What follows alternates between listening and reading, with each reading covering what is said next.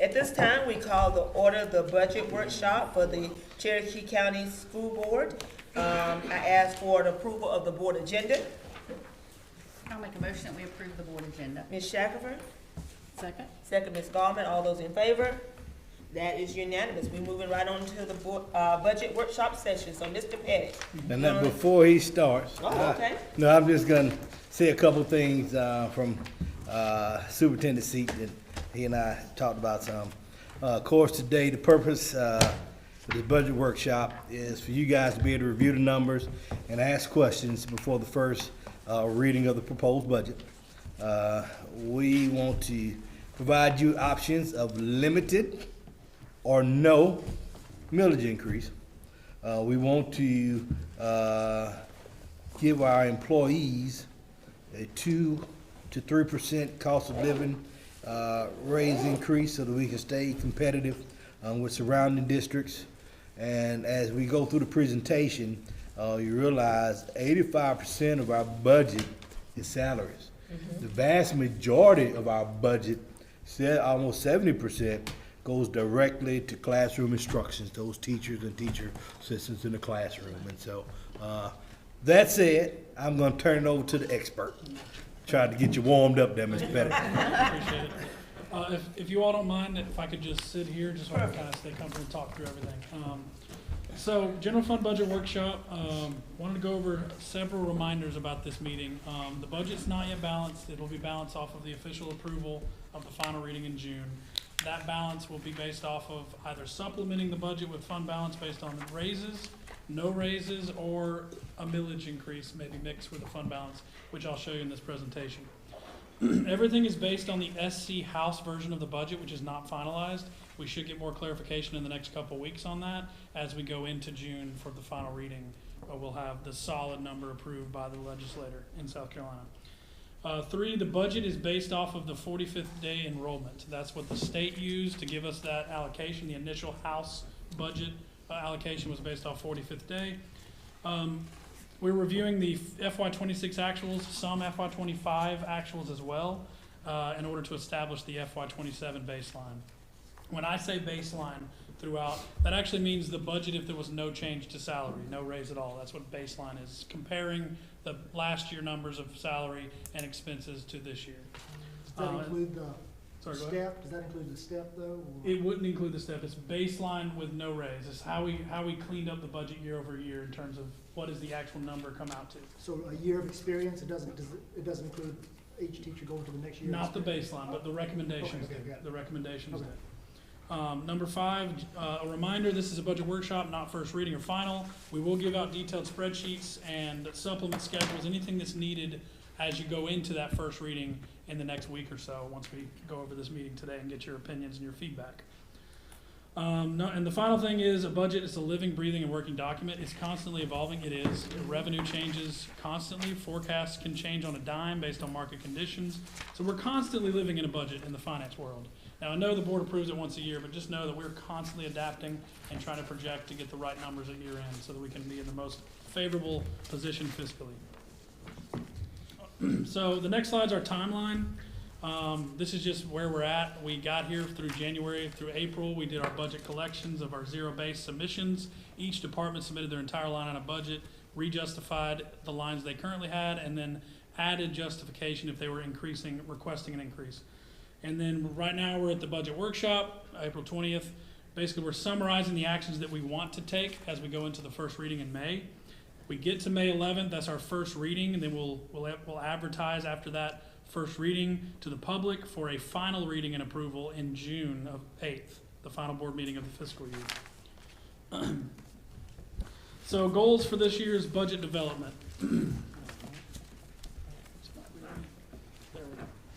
The first goal is to analyze the need through zero-based budget process.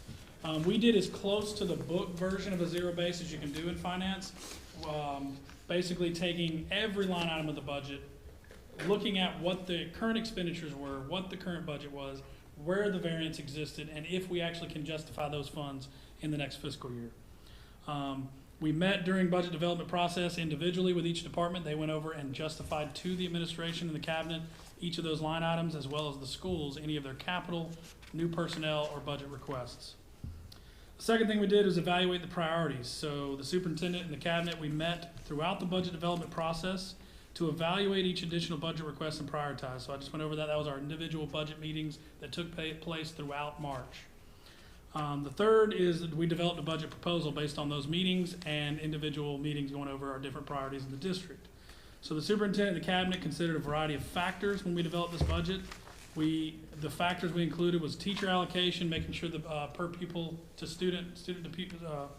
teacher to student ratio was in line and under the state's requirements, which is our own district requirement.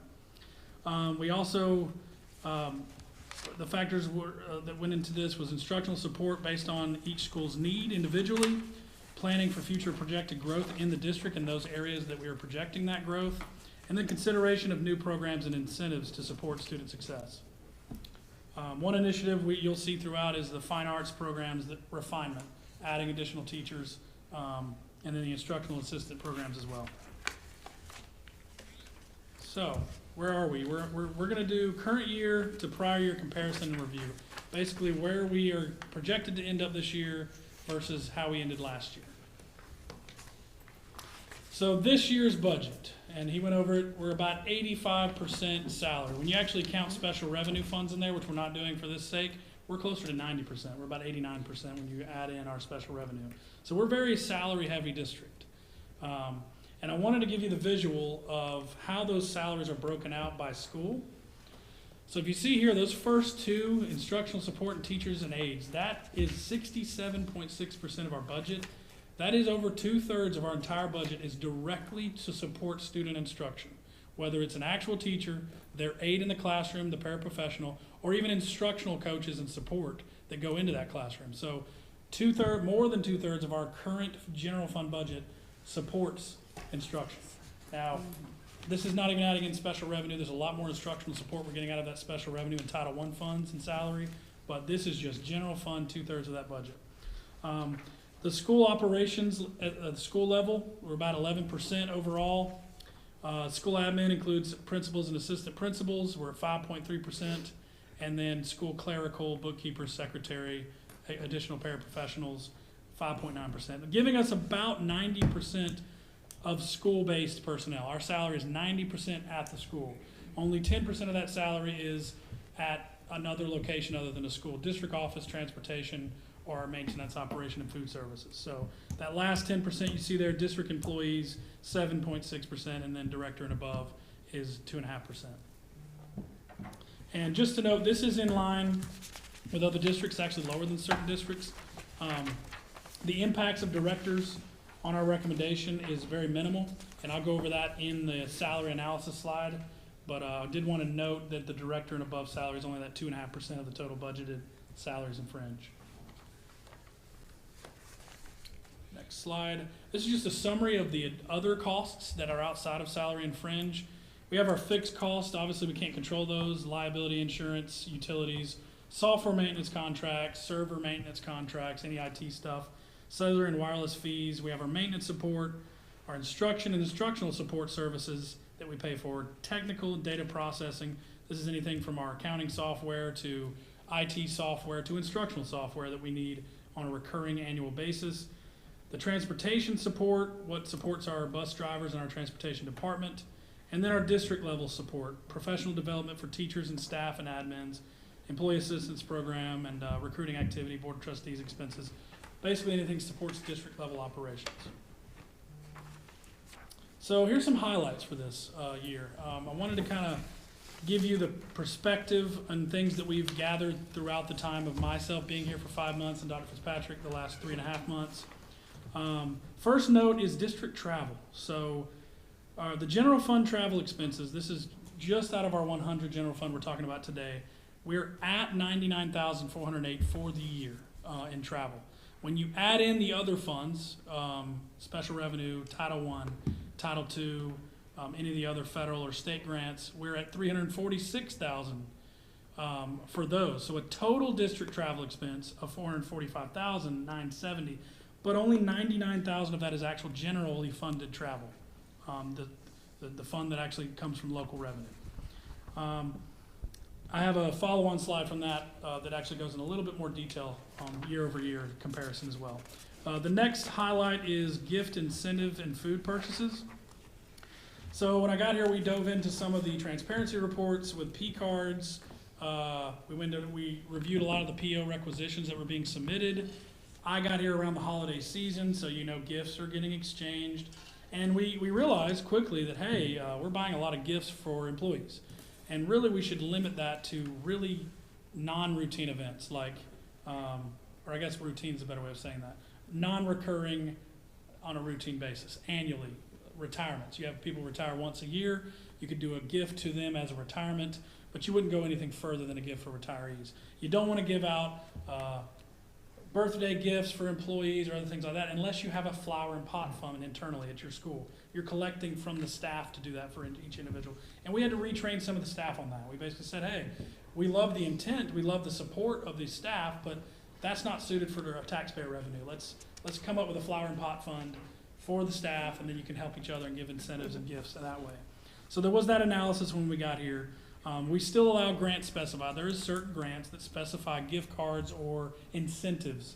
So we do allow those if they're written into the grants plan, but generally funded, we try to stay away from that. Now I also wanted to note, food must now have better justification. We require sign-in sheets for all events where food's paid for in the staff.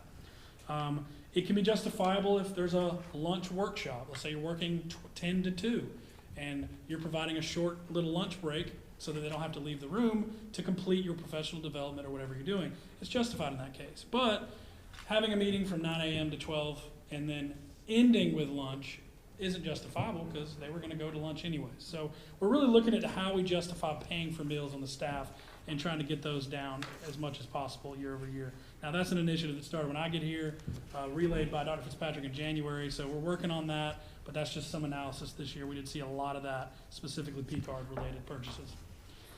General ledger review, so this is just a note that the finance department is in the process of retraining on the SC state accounting manual. The state comes out with an accounting manual how to allocate expenses, or basically buying what does food need to be allocated versus a tech item or a software you're purchasing annually. We are retraining on that, ensuring our general ledger is coded properly, mainly so we can be transparent and report on those expenses to you accurately.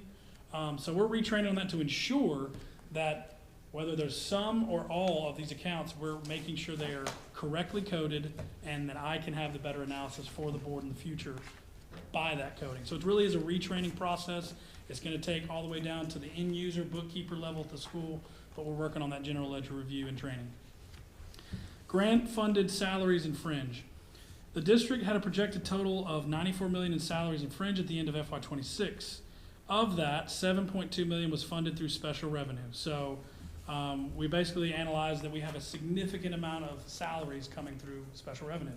And we wanted to note that here. We're salary heavy on our grants, whether it's USDA funds that fund our food service workers, Title I and Title II funds for salary and instructional support, SURDEP for our 4K program, CTE for vocational and other state grants. So we have significant amount of salary and fringe in our grant funded programs, but I wanted to note that as a highlight.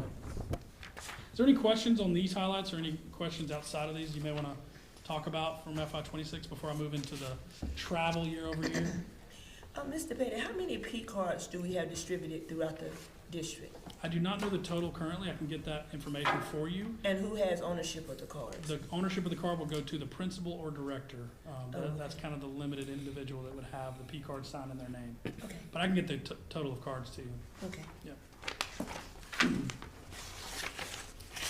Next slide is our year-over-year travel report. I don't want to stay too long on this, but I just wanted to show you how it compares to last year. That variance is significant, and I think a little bit of the driver of that was, not to get too much into the weeds on the analysis, but the driver was basically separating out on-site professional development with actually going to a conference and learning at a training event. So there was a little bit of, I guess, overlap in what we coded on-site PD versus off-site PD. Once we separate that out, you'll see that the travel overall will go down because we have a lot of scheduled on-site PD. So if you're coding it to the right thing, you get a better understanding of what we're spending on true travel versus just professional development. So I think that's the primary driver as to why that variance is so wide this year. Because when I got here, we basically ensured everything was coded correctly from the onset, starting in December. So that's driving a lot of that difference. And then another note I put on the slide, SCASA's I-3 conference expenses are not recorded. We pay for that with a mix of special revenue or general fund. So you may see that year-over-year variance go down a little bit as we get into the end of the fiscal year. May not be as high as 263,000. Is there any notes on year-over-year travel analysis? Is that high? Is that normally high for us? For our size of It's district? significantly high when you the total 709 when our total budget's 129 million if you count, or 122 million when you count special revenue. It's a little high. I wouldn't say it's outlandish. There's districts that definitely have a lot more travel, but there is more conservative districts that spend a lot less on travel. Specifically in the special revenue. It's really how you frame your special revenue. Are you wanting that on-site support? Are you wanting to train the trainers? But it varies from district to district. I wouldn't say it's egregiously high or significantly high. It's a little higher. One of the things that we've kind of talked to principals about, principals meetings and our directors, is that if there's a PD in Cowpens and one in California, same PD, we need to go to Cowpens. Oh, absolutely. And so, that's just small things like that. It really eat away. So, Now, those out-of-state conferences, you approve those, Dr. Fitzpatrick? yes. If it is a professional development that is gonna help us get better, and it's located outside of the state, then we look at that and look at the value and approve. If it's something that can be done inside the state, then, we do it inside. Now, one of the things, the example, Dr. Dukes, when we talked about Avid travel, there's an Avid conference that's in Florida versus Avid conferences all around the country, and so he limited all Avid training to the Florida because it's closest. And so just small things like that Yeah. make a big difference. Absolutely. Okay. Any other travel questions? Well, just really quick, so is it mainly coding the travel that's the difference, or is there a real difference of 263,600? There could be a real difference. I will know more going into the end of the fiscal year, but a chunk of that would be the on-site. Sometimes the on-sites could be several grand per program, and if they're going on-site but they coded as travel, even though the individual's traveling to us, not we're traveling to the individual, there's that confusion, which is why we're retraining on some of that manual stuff.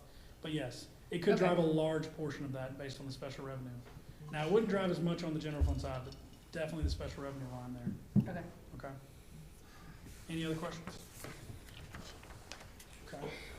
So the next slide is projected fund balance at year end. Now, I'm still working with a consultant to verify that these are the most accurate based on county treasurer reports and where we sat at the beginning of the fiscal year. Now, I'm going off of data that I inherited. My best analysis today, April 20th, and this is a work in progress, is that as of June 30th, we will have 26.2 million at the end of the fiscal year. Now, if we started the fiscal year with the understanding, and this is based off board approval, that number, the first one, the $25.4 million was where we started the year. We expected to transfer 8 million to capital and supplement the fund balance to balance the budget 3.5 million. Now that's scaled up. It was originally 1.7, then it moved to 2.5, then there was an accounting error that it ended up at Right. 3.5 million. Correct. But that was where we projected it to be based off of that. Where we're gonna end up, it appears to be about $800,000 more than we even projected. So that gives us favorability. Now I wanna show you the next two rows on that table shows basically what board policy is saying at the bottom of the screen. The, I guess all efforts, I wouldn't say it's required, but the policy reads all efforts should be made to maintain a minimum of 60 days worth of current year's budget.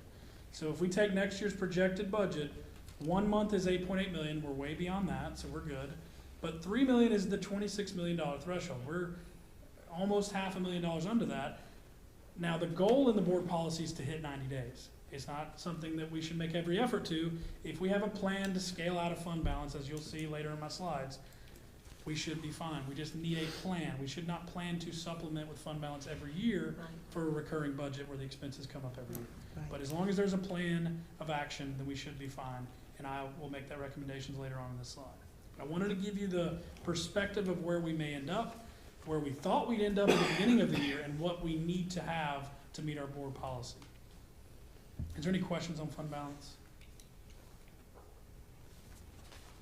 No questions? As we go into the first reading, I'll have a better analysis. I'm working directly with our consultant to have a better analysis on that so I can feel firm in where we're gonna end. But for now, this is our initial projections. Next slide. So now we're getting into revenue and millage analysis. So, operating fund revenue, millage history. So what is the historical value of a mill? I highlighted in the yellow box what our projected estimated value of a mill is. We use trend data from fiscal years 24 to 26, showing the growth, which you can visibly see on the screen. 149 was the value 3 years ago, then 158, then 166. We took the conservative approach to actually project, we being myself and the consultant who ran these numbers, and I finalized with them. We used a methodology that has been used by Spartanburg School District 7 for about 15 years at least. So very confident in this methodology to project growth, but it ended up at 173,000 value of 1 mill. Now we levy, at the bottom of the screen you can see, 201.8 mills as of 2026. According to county records, we have not increased millage since 2022, when it was 188.3. So we've had 4 straight years of 0 millage increase on the taxpayer. When you look up what makes up the value of 1 mill, formula-based calculation utilizing 3 years of trend data, I told you about that. Based on that trend data, we saw 4% growth, which was our conservative projection for next year, 4% growth in total value of 1 mill. And we wanted to note at the bottom of this, 2027 is a property tax reassessment year. That could be favorable, that could be unfavorable. I can't sit here and tell you it will or will not be, but it could be favorable and it could help us balance the budget next year just by the reassessments and not even have to levy additional mills. So there could be favorability in the future, but it's unknown at this time. I just wanted to note that going into next year's budget. Any questions on this slide? So where are we at on projected revenue? So local revenue, ad valorem, real estate and auto collections come out to 35 million even with a little bit of change based on that value of 1 mill. So 201.8 mills times the value of a mill, you're getting your ad valorem taxes. Now our fee in lieu is based on trend data. We're pretty confident it'll come in right around 5 million as it has previously. And then our delinquent collections have hovered around 2 million as well for the past 3 to 4 years. So we're confident in that just remaining at the 2 million. Delinquent's probably the biggest unknown, but because of the trend data, we're pretty confident in the 2 million annually. Other local is 120,000. That just makes up all kinds of different things, miscellaneous collections, sales of surplus, all kinds of other things. We've hovered around that. We've actually gone well above that, but because there's a lot of unknowns in that kind of revenue, we don't keep it high projections. State revenue, this is based on the House bill that's currently in the legislature. State aid to classrooms, 35.6 million. Salary and fringe and retirement supplemental funding additionally from the state, 4.6. Our tier 1, 2, and 3 revenue we get is 14.8 million combined. Merchants inventory, 179,000, and our motor carrier insurance, 800,000. And then other sources, we actually have state aid to classrooms, EIA funding still coming in. I think the state is planning on trending that out. It's been trending down each year. Last year was 7.1. 2 years ago it was about 7.3. I think the state's trending out that funding and rolling everything under state aid to classrooms in the future, but for now it came in at 6.8 million. And then this is our projected use of fund balance if the board approved a 3% salary raise and no increased millage. So we would need $1.59 million to balance the budget with a 3% raise and no millage levied additionally. That's kind of the starting point for the following slides, but I wanted you to note that. Any questions on our projected revenue? To tie it back to the Academy of Performing Arts, that state aid to classroom funding, that's Yes. the line that would be affected Exactly. by losing 100% students. correct. Okay. That would go down whatever proportion of those 300 students makes up our entire 7,500 enrollment. Okay. So there's a lot of other factors that go into the calculation, but essentially yes. Any other questions? Good to go? Okay. So look back mill analysis. I wanted to provide this for you. Now, we're gonna provide multiple courses of actions. One of those courses of actions is to levy an additional value of mill. So we wanted to show you what that mill look-back period gives us. I highlighted in red what we could take, we're not recommending that amount, but what we could take, but we lose at the end of this year. 3-year look-back is essentially legislation allows the board to levy additional available max levies based on the prior 3 years available mills to levy. And those mills to levy are based on growth factor, percentage plus CPI, or times CPI. So we can levy, based on fiscal year 24's numbers, 16, 10 and 25, and 6.5 and 26. If we don't levy anything this year, we basically lose all the mills we could have levied from the highest growth year, which is 16.43 mills in fiscal year 24. So I just wanted to note that we will lose those mills in the future, and it will go down to the 10, the 6.5, and then whatever next year's projection is, if we need to balance the budget with millage next year. But I wanted to note that that is available to us. We can maximum levy 32.93 mills if we needed to. There is no recommendation of that. I just wanted to show you what our look-back analysis is. Any questions on that? Okay. So the millage impact on the taxpayer. This is a slide where we just wanted to show you how 1 mill affects the taxpayer. Now, when I'm looking at the real estate millage, we're looking at that 6% homeowner, not the 4% primary residence. This is 6%ers. But 1 mill equals $6 on $100,000. The average house is $300,000, $18 a mill, essentially, for the non-primary residence taxpayer in that case. Now, auto and property millage is a little different. It's 60 cents per 10,000.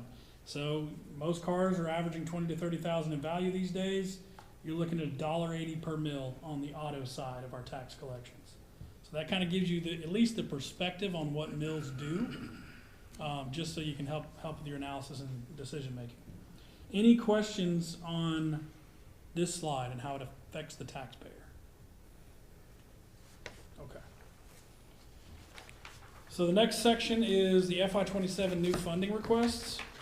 This is additional funding needed on either current programs, initiatives, or new initiatives. So the first ones we have here, curriculum and supports. So we had 2 renewals, this Imagine Learning and iReady, that were funded out of ESSER. It was paid for on a 3-year span about 3 years ago. That 3-year renewal is over, and we don't have ESSER funds anymore. So now we have to eat that as a recurring line item annually as a 1-year renewal. And these are the costs for those 2 softwares, roughly $315,000 total for both renewals. We also had textbooks for dual enrollment classes. This is $80,000. Both renewals were funded for 3 years on that renewal side, as I put in the description.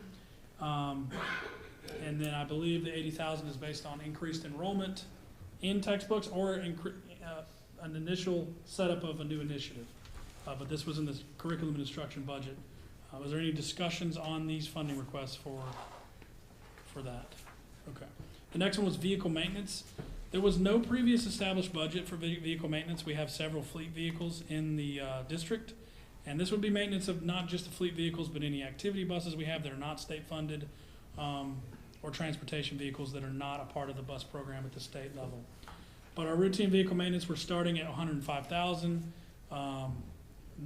Because we don't really have a good starting point, we don't know if this is enough to pay for.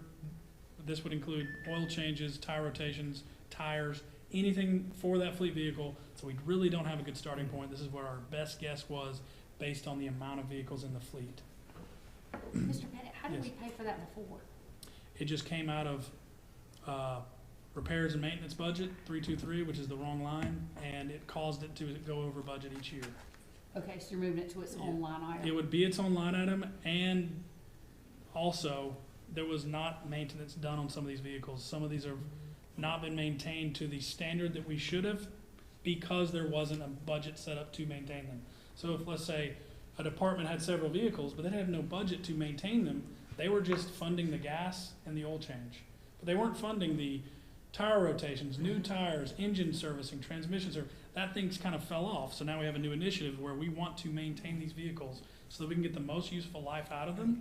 But we need an established budget to do that. So it is a mix where we were kind of robbing Peter to pay Paul for some of the maintenance stuff. But overall, there was not an established vehicle maintenance budget in the past. Okay. So, And I want to point out, it's also a safety issue yeah, if vehicles aren't maintained. yeah, that's correct. Any questions on vehicles? Okay. So contract sped teaching, there's not much to say on this one. This is our teacher roles for sped that we're filling with a contracted, where there's basically mandated increase in contract pricing, we have no say. There's really no leverage you can build into a contract except for maybe minor price escalation clauses, but we're at the mercy of the contractor in this case. These positions are still trying to be filled. There are vacant positions in the district, but they are not filled. We haven't been able to find somebody, and this is the additional cost projected next year to maintain those sped contracts. Is there any questions on? How many of those do we How have? many, oh, yeah, that's my question. Well, yeah, How many yeah, contract employees do you contracts? have? Wow. That is a lot. That includes school psychologists, that includes speech therapists, and special education teachers, not just special education. So HR needs to really recruit for these positions, right? They do. Every time someone runs across someone, they're sending them our list. That's great, we appreciate that. So you said this is psychologists and what were the other? Speech therapists Okay. and teachers.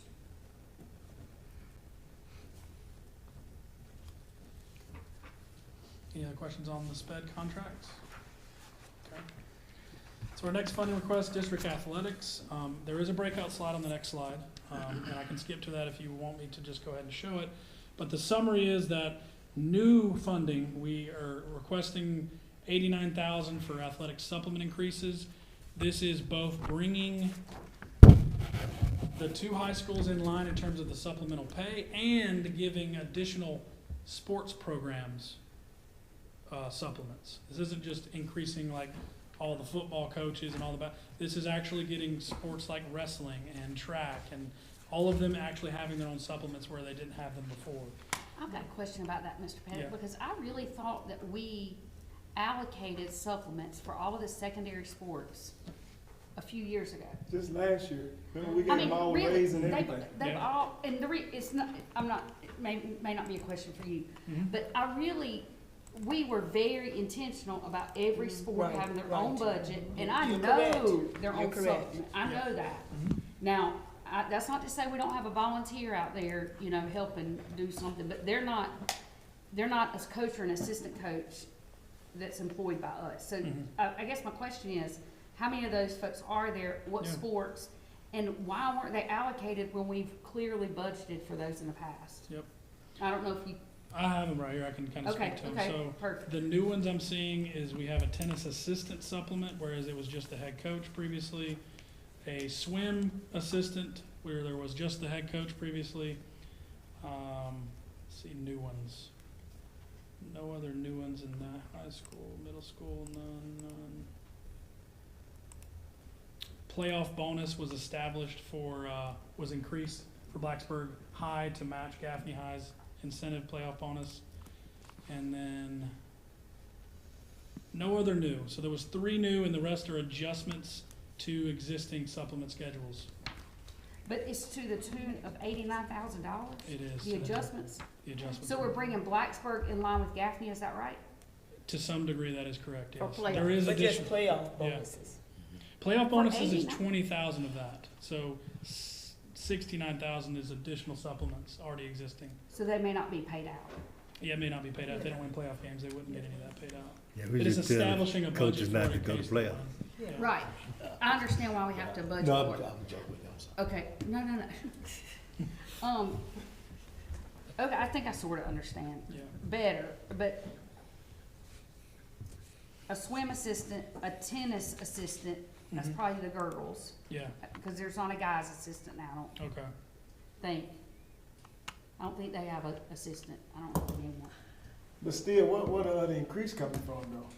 20,000, he said was, Yeah, for playoff Playoffs. match For bonus. playoffs, But so we where's- have, But you ain't giving those 2 assistant coaches no, it's 2,000. $69,000. no, we have an increase in wrestling assistant supplement, 1,000 to 1,500.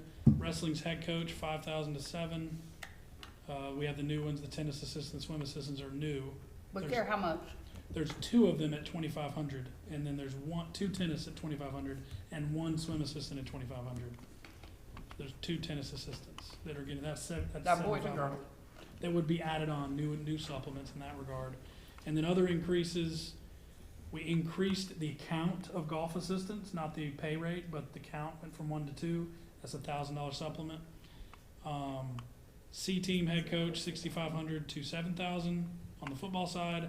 And then we increased the count of coordinators from 2 to 3 on football. Didn't increase the supplement amount, just the count. There would be 3. Why we add more coaches on football? I think We this is. added 2 yeah. last year when we changed head coaches. Why we adding more coaches? I can get the answer to that Yeah, before. cause our I'm voting May no to 11th. that. Yeah. We got enough coaches.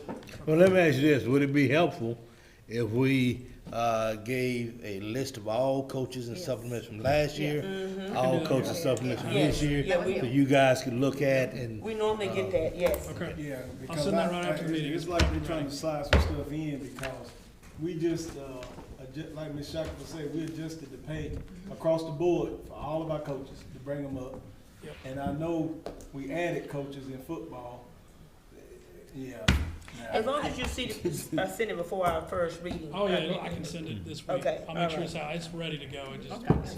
Now, does this include the increase, like, I guess, was it for gas and travel and things of that? Is that included in this? In the athletic supplements? Right, no, in the district, yeah, in this district athletic portion, is Oh, that yeah, increased in yeah. that? Supply and services as well. So, and that's on here. So 85,000 was an increase to supply and equipment, which includes gas, travel, organization fees, tournament dues, Okay, officials expense. That actually has gone up. Our paying our so how officials. much of that was that? so maybe. It's separate, so there's 85,000 increase request for that side, supply and services, Wow, and then okay, 89,000 for the supplement schedules. got you, Yeah. okay, So it's a okay, so total, these are I'll two, go yeah, ahead two and separate show you this next increases. slide to give you the real summary here. Okay, So, the well, district. we can wait, you can finish your first Finish the slide. last two, okay, let's Yeah, finish finish your last two. We can do that. So district operations, weather and safety application renewal, it's Perry Weather, gives us a detailed analysis and warning that we need for our inclement weather. So we're paying for that renewal out of operations. And then utility and communications, CPI adjusted, that's all it is. I basically adjusted our utilities budget by CPI 2.7%, which would increase the funding for that 115,000. So that's that increase. Mr. And- Pettit, Yeah, go ahead. I don't mean to interrupt you. You're fine. I want to go back to district athletics for just 1 second. Yes. There's another increase for athletic supply and equipment increase of $85,000. Yes, Can you correct. give me a rundown on what that is? Like, why is there an increase in that? I believe it The is. supply, on the supply side? We was asked, cause I asked about the gas and the Yeah. travel and all that, and he gave a I'm rundown so of what all that sorry. was included. It's essentially equipment expense for the actual uniforms, cleats, and helmets, because they're shifting to more safer helmets, from my understanding. Okay, good. But also an increase in officials, that goes in the officials expense, we use Arbiter Pay to pay our officials, Okay, security, Yep. and routine supply, tournament fees, registration, annual dues to high school league. And I think there actually is a line item in there for professional development of coaches as well, so. okay. That would all fall under that increase amount of 85,000.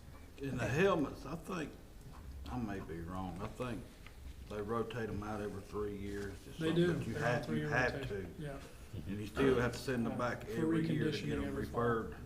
correct. And after the 3-year time limit's up, Mhm. it's time to, the new version, I guess. Yep, that is correct. They recondition helmets annually, and they try to scale them out after 3 years. So- Got it. Do you get some kind of reimbursement for the ones that you turn back in to be reconditioned or anything like I that? don't believe so. They have to Oh, be okay. replaced after so many years, though. Yeah. Oh, well, I mean, I didn't know if you send them back and you And get some kind helmets of. are like $500-600 a pop. They are. Right, They're that's expensive. Yeah. And not only that, but the newer helmets, that, we're trying to give our athletes, are ones that, measure the amount of force Yeah. Yeah. and the amount of, projected, possible Trauma to the concussions. brain, Yeah. And so, when we think about safety, Right. those are a little more expensive, but if we can save a student from getting a concussion Exactly. or worse, Oh, absolutely. then we definitely need to look at doing that. And last question, Mr. Pettit, I know that,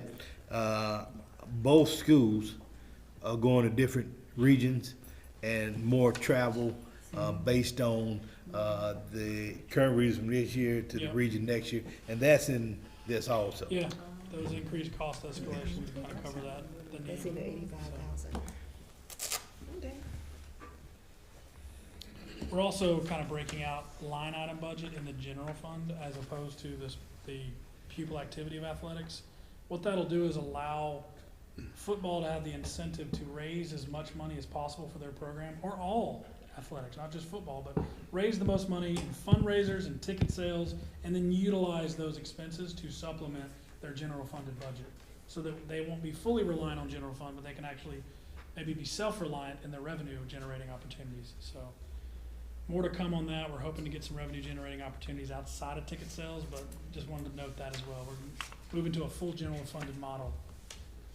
In the past, we were funding in the general fund, but it was basically a deficit offset. They didn't make enough revenue, and now we're basically giving them line item structure. So, this slide on the district athletic budget for fiscal year 27, it separates Gaffney's athletics from Blacksburg to give you kind of the perspective there. This is in total, this isn't increases. The increase is at the bottom. So Gaffney High, Middle, and Ewing Middle have $790,000 worth of supplements.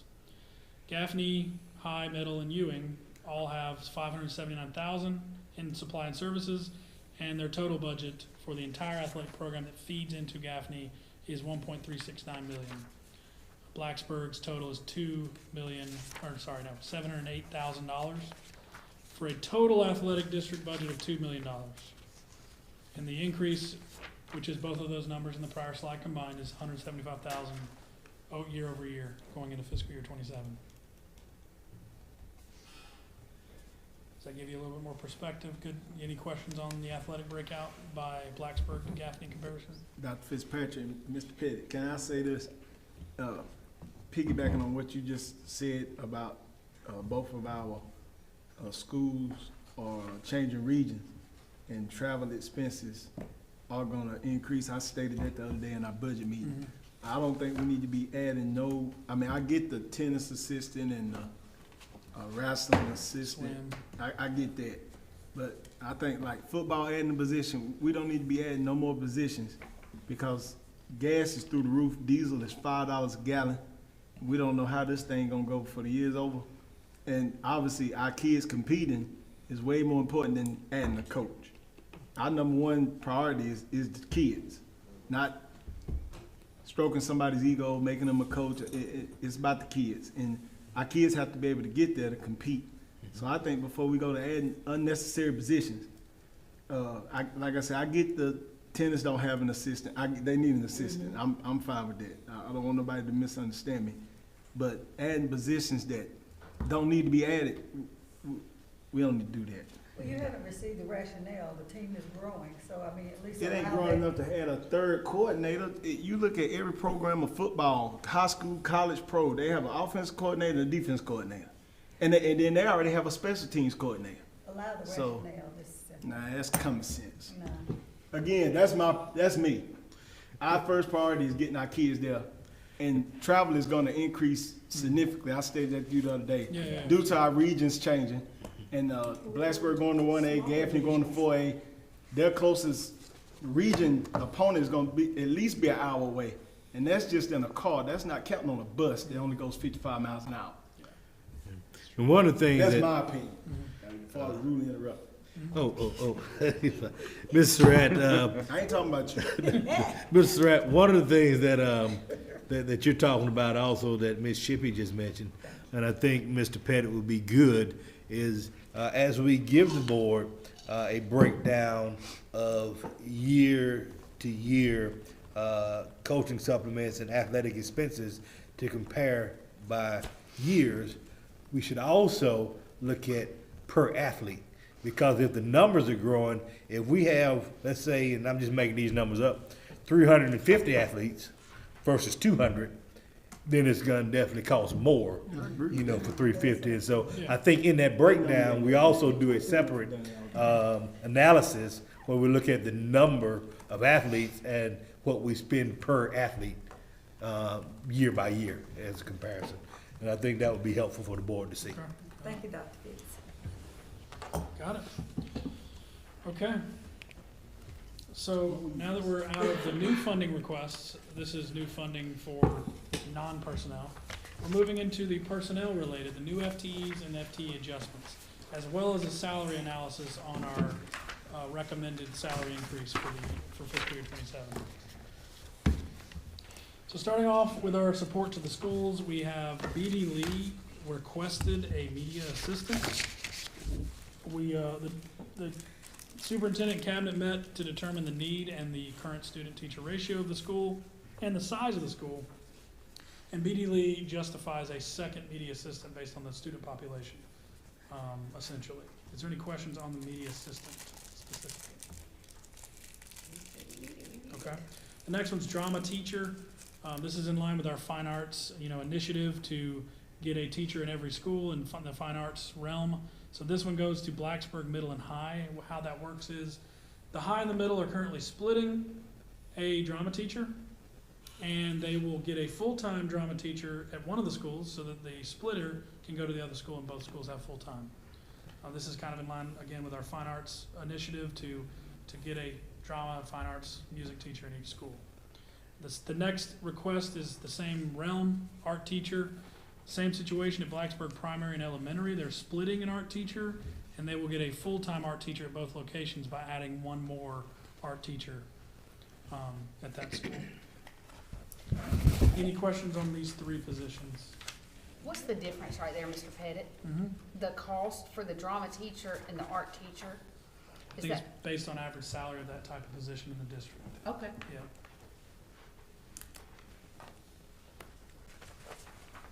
And that's salary and fringe. Salary and Yep, fringe gotcha. combined, yeah.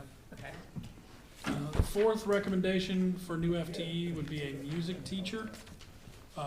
Same situation as the art teacher. They're splitting it.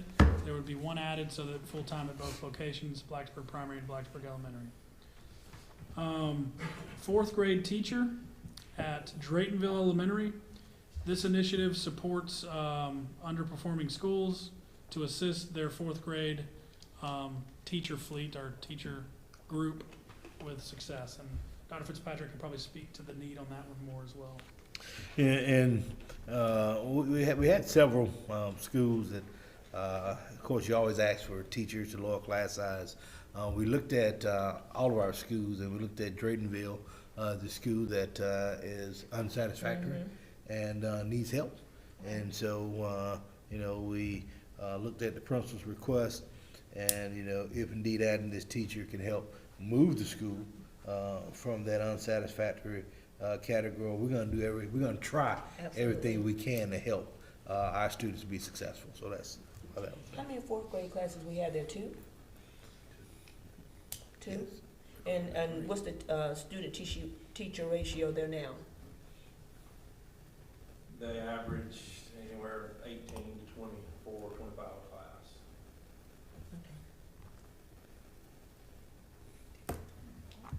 I mean, I understand it. It's a targeted intervention, so, I mean, I understand that. We want to give her whatever she needs to be successful down there and for our children to be successful, so I understand the willingness to try. Okay. Number 6 is academic interventionist. This is a scenario where this was funded outside of general fund in the previous years, but that CSI funding is no longer available for the position, and we have to absorb it in the general fund. The principal, Luther Vaughn, the interim principal, spoke praises of this position and how it assisted, and would love to keep propelling the school forward for the new principal. Was that a Title I previously? It was CSI, which is, I believe, CSI Title I Comprehensive School. I think it is, yeah, that is. CSI Title I, yeah. That acronym always throws me, the CSI acronym. I'm used to just title. But yes, it was title fund. Okay. Number 7, discipline secretary. This is at Gaffney High. So Gaffney High School, being the largest school, has the highest number of error codes in Power School. The addition of this position will allow other personnel to focus on their primary role, allowing for administration to get into classrooms more often rather than completing paperwork. I think Dr. Bland may be able to speak to this position. Yeah, I can speak to it. Yeah. So previously, when Dr. Fitzpatrick was principal at Gaffney High School, every assistant principal had a secretary. some of our prior administration had took that away. So now all the administrators are doing their own paperwork. And so we thought by adding a discipline secretary that it would help alleviate some of that paperwork. So you inspect what you expect. If they can't get into the classrooms to see that, then that creates problems. So by having a secretary to not only help Ms. Montgomery focus on the power school piece for the error codes, but also to help get the administrators into the classroom to conduct more observations. Okay. Any questions on discipline secretary role?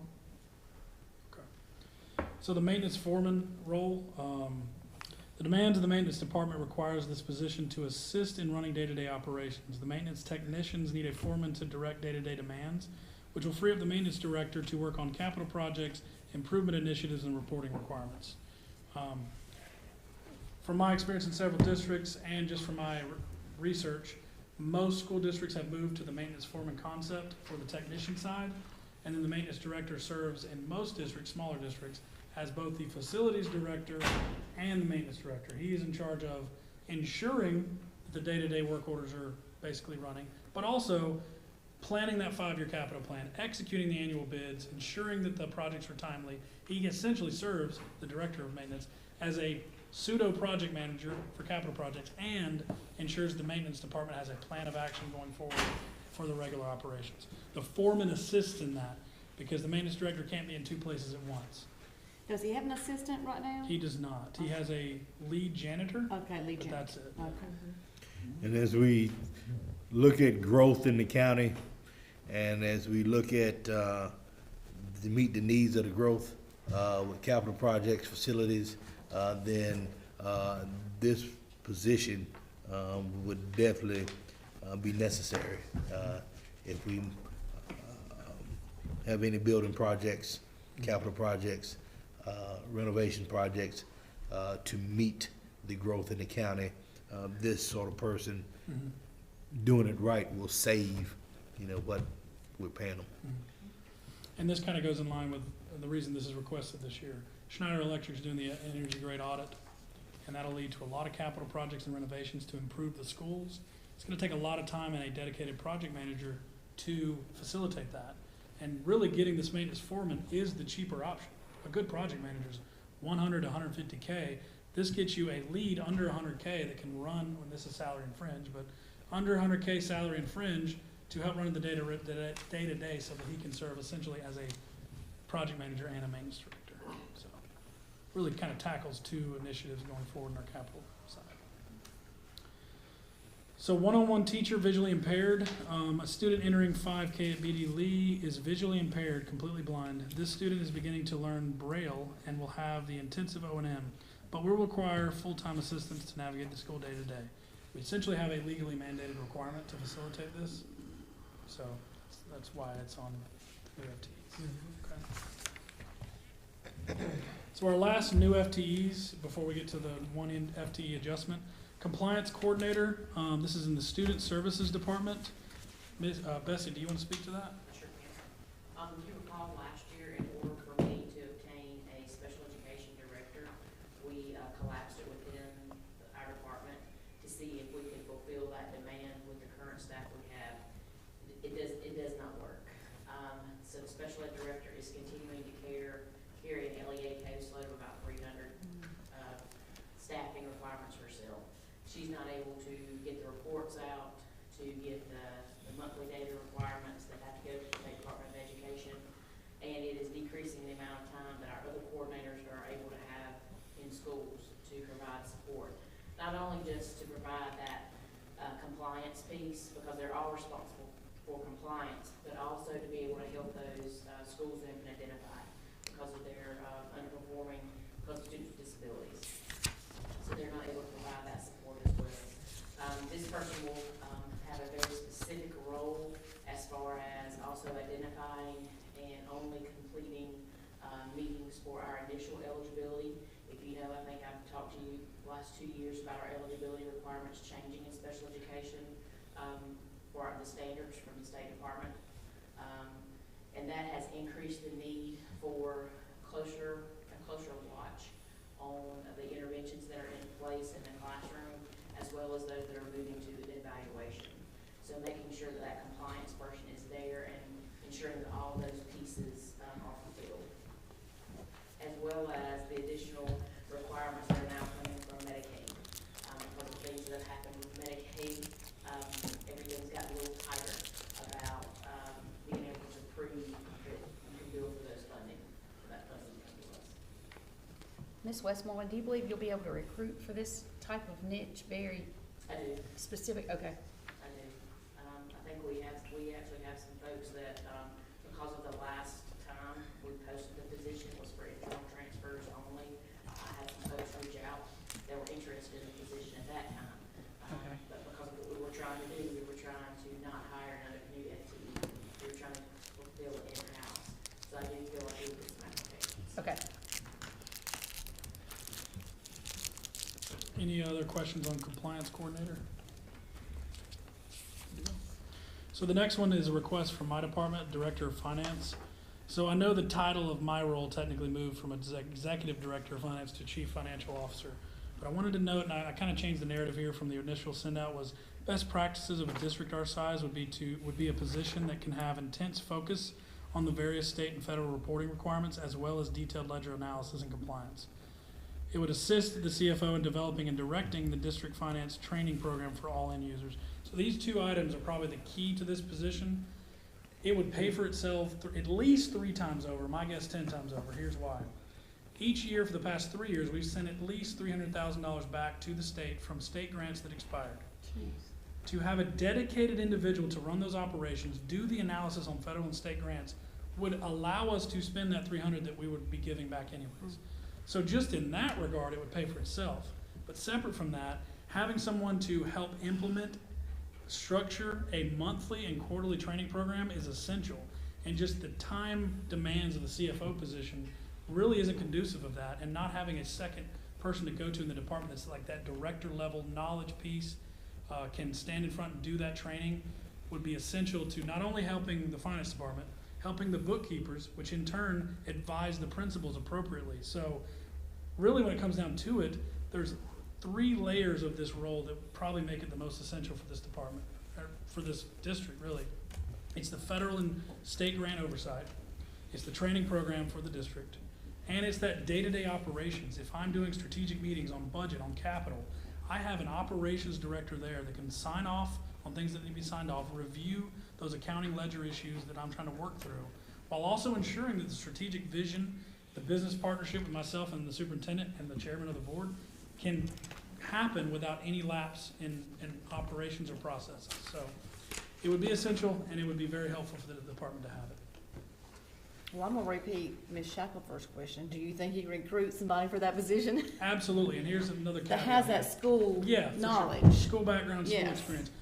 In the school district finance world, SCASBO, SCASA, when they put out these, the title of Director of Finance basically ensures that anybody in that upstate circle within a 40-mile radius is interested in that role, because they know that that's an essential role to propelling their career in the finance world. If you put coordinator on this, you don't nearly get the interest outside of the district or the expertise that you really need to do what I need done. So talent-wise, you put director on this role, you really do get a lot of applicants that are quality experience in school districts. So, any other questions on this role? No? Okay. The final new FTE is a request from the superintendent office, Director of Community and Employee Relations. All right, and we look at our community and our employees. Many times there are concerns, issues that need to be addressed that aren't fully resolved. This person would be kind of a dual role district ombudsman and also employee relations. When I've been out talking to staff members and doing surveys at every school, we've had community meetings, talked to some community members. Believe it or not, everybody doesn't trust us, whether it's community members, whether it's staff members. And so this role would be a neutral third party who hears concerns of staff members and if they cannot resolve those at the school, resolve concerns between employees and school administration, resolve concerns that any employee may have that may be afraid to go to HR because they feel like, well, if I have a concern with a supervisor or someone who is above, me in the organization, then sometimes they have fear, and that builds mistrust. With community members, we get calls every day about concerns community members have, and we try our best to fully resolve them. But having someone dedicated to resolve those issues in the community, resolve those employee issues, and also to help build partnerships in the community with our business and our industry, this person would do all those things.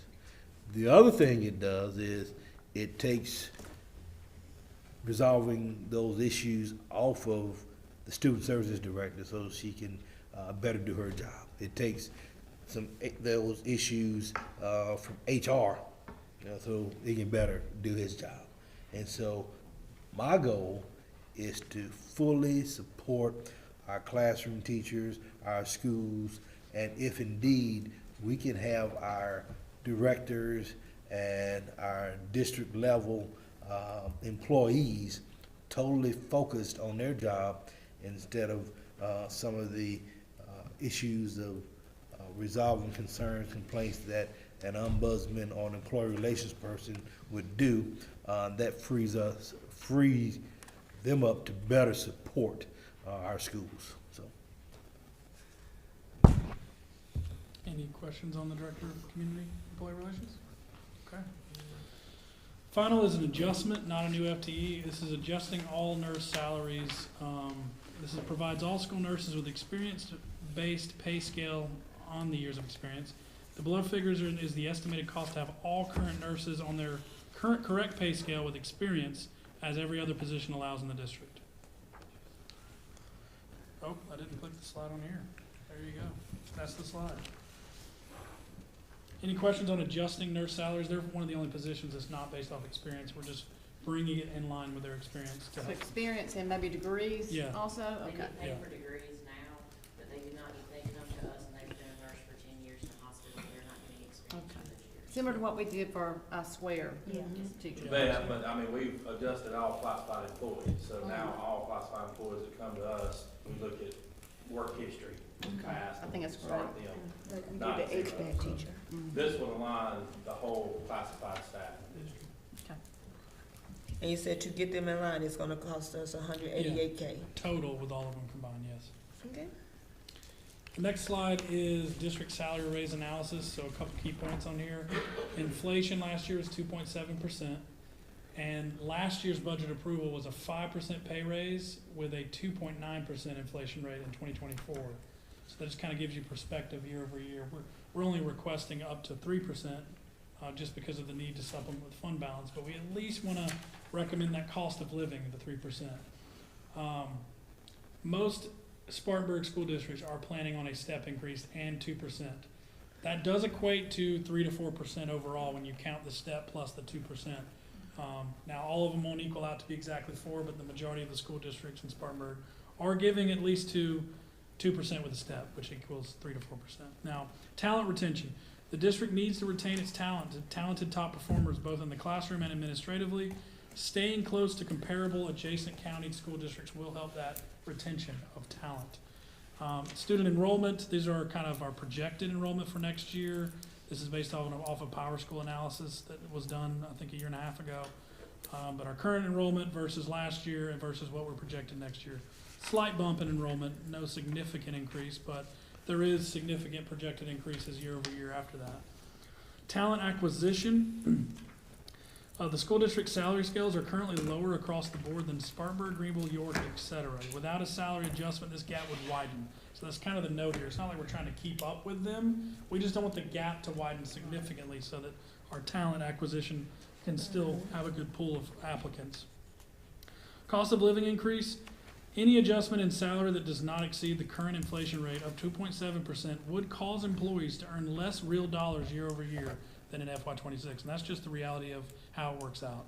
If we give a 2% raise and inflation was 2.7, all employees are working for 0.7% less than they were last year. And that's just how inflation works in the open market. So I just wanted to note that the cost of living increase can be really important for morale. And then the last one note here is the current and the new FTEs. So you see last year's number up there. Here's the shuffling around. We decreased certified by 4, increased classified by 2, and increased admin by 4. So a net increase of employees of 2. I know you saw those employee requests, but we actually did cut vacant positions that were not needed in the district any longer. And that would be based off of enrollment or initiatives or programs ending. We did make sure that all of our classrooms, and we worked with HR on this, to ensure the student-teacher ratio is well below the state and in line with the standard that Dr. White established last year. So there was a reduction in positions coupled with the new FTE request, giving us that net 2 FTE increase year over year, if all new FTEs are approved by the board that we recommended. I got one question. Yeah. The drama teachers at Blacksburg were split, and so they added one. Yep. In Gaffney, we got one at Gaffney High, Gaffney Middle. Do we have one at Ewing? I don't think we do. I do not know that. If we look in this, you know, they're splitting one at Blacksburg, Yeah, and we're gonna give them one, can for we sure. not look at doing a drama teacher at Ewing? I'll make sure I put a note on here about it. I'm just curious if we even Yeah. looked at that, or why we didn't if we didn't. Okay. I can Cause it's a answer. middle school just like Gaffney Middle. Not a lot less students, but Yeah, Oh, yeah. if they don't have a drama program, that would be They a don't. no. okay. No. But if we're gonna, you know, allow Blacksburg to double up on theirs, we at least need one at our middle school. For sure. I'll look into that. Thank you for that recommendation. Any other questions on the analysis and the justifications for our recommendation on the raise? Just, I got one, going back to number 13 with the nurses. How many nurses do we have? 24. So, if one's out of the school, how does that work? I know kids take medicine mornings, afternoon, evenings. With the nurse is out, who gives the medicine? We have sub nurses. We hired a floater too. Remember we had that floater, Clay? I couldn't remember. We maintain about 80 substitute nurses, just like substitute teachers, and then you all approve for us to hire a floating nurse that we have as well. Now, there are times they're all being used. You know, people have babies and people have surgeries, but we try really hard. And my lead nurse, she actually goes out and subs and makes sure the students get their medications. And if we get really desperate, we share nurses between the schools. I couldn't remember. I just, We work really hard to make that very robust. School nurse's job is difficult, it's got a lot of responsibilities. Mr. Pettit, quick Yes. question. So I know last year with the work we did on the salary scale, we at least, I know this says we're currently lower across the board than Spartanburg, Greenville, and York, and that may be true, but what we did is for years 0 through 5, we were actually higher. I think it was $50,090 for year 0. It was. And then, Bachelor's. yeah, bachelor's, right. Yeah. And then we made it to where, I don't know, worked it away, where years 0 to 5, we were actually higher than the Spartanburg districts. So if we do this adjustment, would we, do you know if we would still be in line with, I can take a look. I can try to pull their and they numbers and see. typically, Yeah. stay about the same, right? Those 7 districts, They do. they're They try to very unify all their payroll close. stuff. They all agreed to do a 1,500 step last year, and you guys approved a 2,000. Yep, So yep. that's how we were able to get up ahead in that 0 And I know to for 5. all categories, we can't do that, but for 0 to 5, Yeah, I mean, it gave us a little edge. I Mhm. mean, to your For sure. point in your deck. agreed. Okay. Agreed.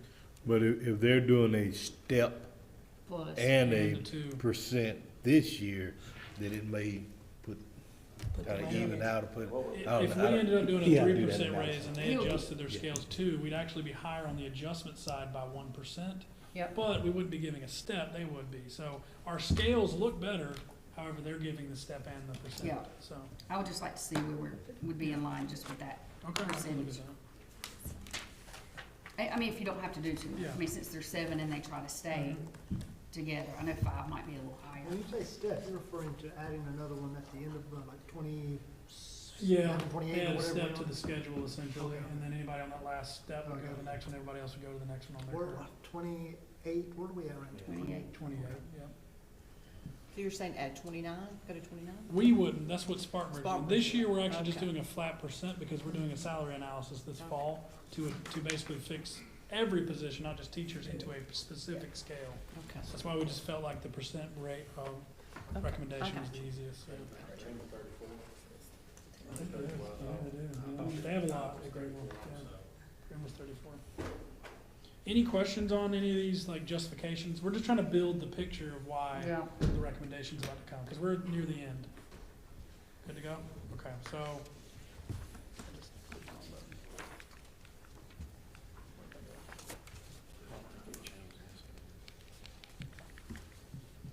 This is froze. What happened here?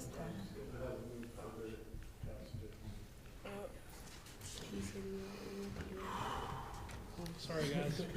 I know it's 9 o'clock at night. You're on a roll. 6 o'clock Los Angeles. Is he on move? It's 29. The last one. For all of our viewers on the West Coast. We're trending early. It worked the whole time, and now it gives us the last 3 seconds. This is great.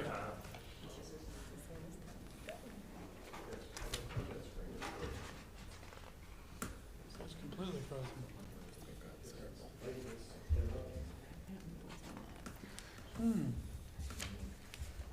Yeah, there you go. That's the slide. So, yep, oh. There we go, okay. So the next slide just gives you the comparison directors and above. This was something we wanted to show to give perspective as well. We want to build the picture for you.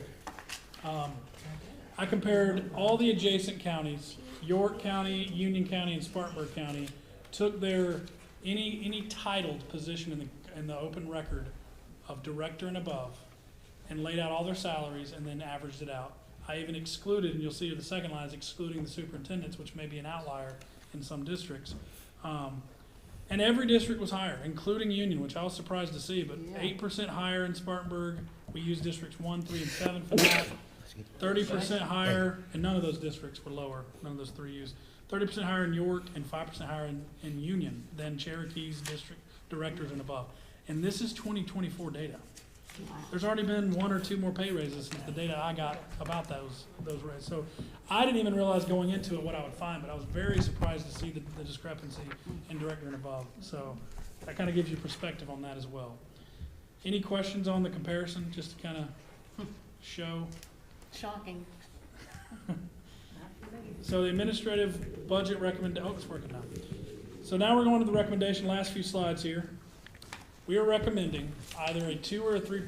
The district would like to recommend a 3% raise, but we're giving you both courses of action, 2 or 3%, and what the deficit is. We are balanced if we give a 1% raise, but we are not balanced if we give a 2 or a 3% raise. Anything under the 3 would not be in line with the cost of living of 2.7%, but wanted to show you those perspectives on the deficit. Leading into this slide, which is our baseline, we wanted to show you the cleanup work we've done this year. So when I said baseline at the beginning, that was taking no raise and comparing our operating expenses, salary and fringe, with no raises to this current year we're in. And we actually ended up decreasing the net baseline of $500,000. So that's kudos to the team digging in, unnecessary positions moved, absorbing almost $2 million in new funding requests, while still overall getting that budget decreased by $500,000. So there's been a lot of legwork, a lot of digging into account lines, a lot of reviewing contracts to ensure every line is needed and why. So we're proud of at least accomplishing that on the baseline side. But we wanted to show you how they compare. Fiscal year 26 on the top, 27's on the bottom. You can see that the total salary went down and the total operating expenses only went up $230,000 year over year on the baseline. So that's really good testament to the zero-based budget process and making sure you re-justify everything you need. Any questions on this before we go to the final recommendation? Okay. So here's your courses of action. As you see, course of action 3 is red. We do not recommend that, but the budget is balanced if we do give a 1% raise. Anything over 1%, it is not balanced. Course of action 1 and 2 is the 3 or 2%, and then we have basically the avenues to balance the budget after that, whether you choose 2 or 3% as a board. We recommend either supplementing with fund balance with the understanding that we would scale out of that in fiscal year 27 after a reassessment year, or hybriding the approach to levy mills 50% of the need, and then the other 50% of the need to balance would come from millage. And those millage breakouts are below. It would take 2.2 mills to come up with half of the amount of the deficit, and we could supplement that amount of fund balance, and then 4.6 mills for the 3% raise, and then half of that for the fund balance supplementing as well. So that's our recommendations. This is based on that conservative growth approach of 4% increase in mill value. So that is the recommendation for the board, and that concludes, pending questions, my presentation. Any questions? How many mills would we need to not take any out of fund balance? So to take none out of fund balance, you'd basically double hybrid approach. So 4.4 and 9.2 is what You we would said need. that we, That's what you said. the fund balance is actually almost 800,000 better than what we had agreed to Correct. spend last year. That is correct. It was better than what you were agreeing to end it with this year. But Mhm. yes, essentially the same, yeah. And they're going to reassess everything next year. They're going to reassess. So either one, I would recommend. I think it's good to look at either one. I know that in the current environment with, inflation and things happening in the economy, that's why we shifted our approach to, hey, if we had a favorable year in fund balance, if we can have the understanding going into next year, we know these are recurring costs, let's balance the budget and get to reassessment. And then you can really punt the decision-making on the millage levy side until next year. However, it is important to understand that these are recurring costs that they're supplementing. And to give you additional perspective, 4.7 fund balance supplemented, 4.7 million 2 years ago, 3.5 this year, and then if it goes down to 1.6 or 755,000, either way, that's a good scale-out process, moving away from supplementing recurring costs. So, but that's my recommendation. So, any questions? Questions? Wonderful presentation, thank you. Good Very job. detailed, Appreciate it. Yeah, like that. answered all questions, thank you. Awesome. Any questions or discussions for Mr. Pettit or Dr. Fitzpatrick? Oh, real quick, I do have a question. When I looked at Ms. Westmore, I remembered it. So we made adjustments we gave the $5,000 incentives last year to those special ed assistants who worked one-on-one with our most intensive students that require care. Is that incorporated into the budget? I did add a supplement schedule outside of athletic supplements, actually 2 weeks ago. I made sure that we had stipends and supplements added in as a line item. So yes, they've been added. Terrific. Yep. Thank you. I did find that this year's budget did not have a line item for it, so I wanted to make sure there was a line item for it. So there was a line item. So we do plan to We're give working that overtime. again, Yeah. we do plan to give that again this coming year. Yeah, it's in the planned budget for this year. Probably to review the minutes, because I think when you all voted on it, you only voted for the one. We Yes, did. we We did. did, that's That's why I why, wanted to yeah. ask. Okay. But it is. That's probably in why there. it wasn't Yep. in there, but And there was a final note that I wanted to get in another part of the slide, but this is really important.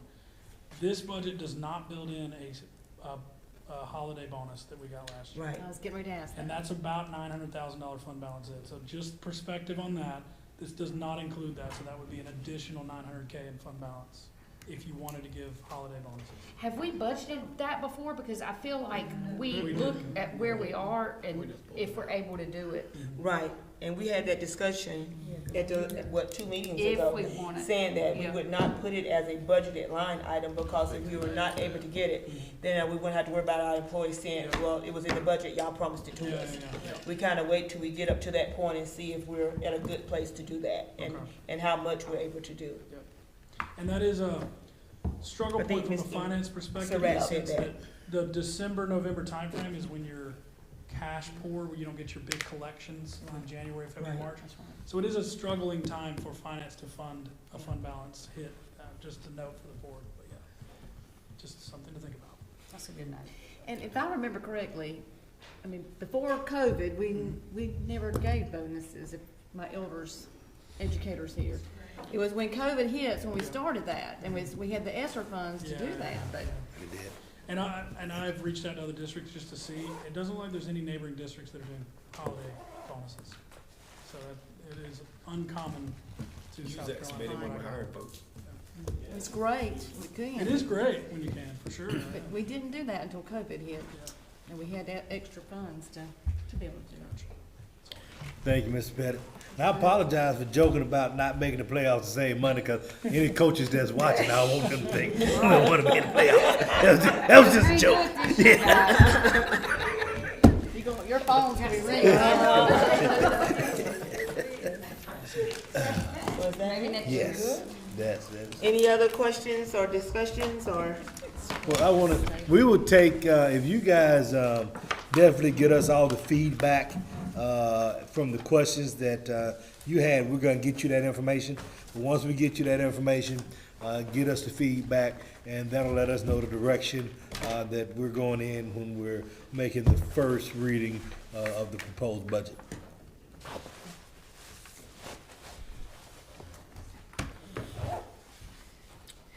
And so from this, only thing that we're waiting on is Mr. Pettit to send us that list of stipends, Supplement comparisons, schedule. correct? Yep, correct. Anything else we're waiting on? Drama teacher, you and maybe, Yep. I'll look at And the that as drama well. teacher, okay, Okay. if that's even been looked at. He confirmed he doesn't have one. okay. You said that, but. So that'd be like 87K more. I can add it in. I don't think they've ever had one. Yeah. Well, maybe the children are interested, and Yeah. you put one down You there, know, and people I'm just join. saying, if Blacksburg's got I two, agree. Yeah. I don't see why our middle school's sitting here with none. Just don't make good sense. I agree. But now Gaffney Miller has one, I correct? think so. Yeah, Gaffney Middle has one. Gaffney I know Miller that. has one, only Ewan does not, okay, Okay. all righty. Gotcha. So, two things coming from Mr. Pettit, Okay. then, anything else?